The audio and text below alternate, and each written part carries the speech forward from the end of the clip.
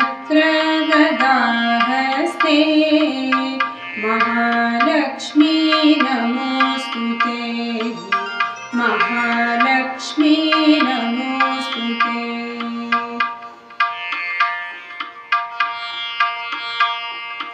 नमस्ते गरुडारूढे कोलासुरभयङ्करी सर्वपापहरे देवी महालक्ष्मी नमोस्तुते महालक्ष्मी नमोस्तुते।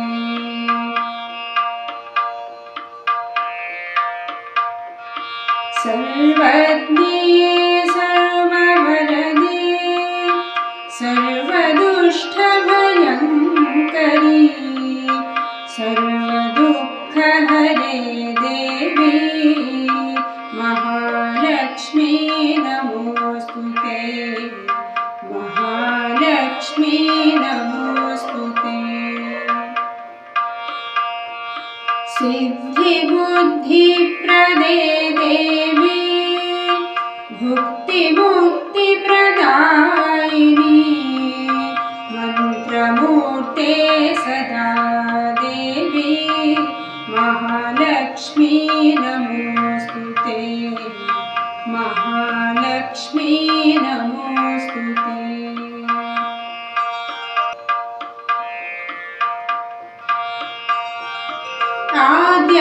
आद्यन्तरहिते देवी आद्यशक्ति महेश्वरी योगज्ञे योगसम्भूते महालक्ष्मी नमोस्तुते महालक्ष्मी नमोस्तुते।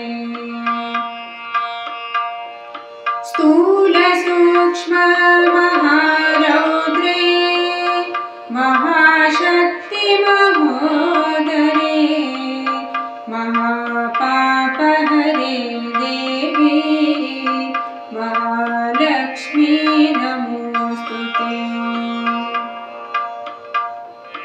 पद्मासनस्थिते देवी परब्रह्मस्वरूपिणी परमेशे जगन्माता महालक्ष्मी नमोस्तुते महालक्ष्मी नमोस्तुते। श्वेताम्बरधरे देवी नानालङ्कारभूषिते जगत्स्थिते जगन्माता महालक्ष्मी नमोस्तुते महालक्ष्मी नमोस्तुते।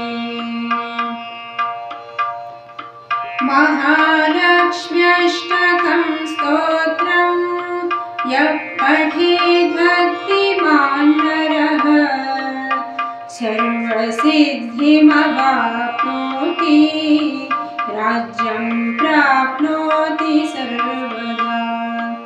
एककाले पठे नित्यं महापापविनाशनं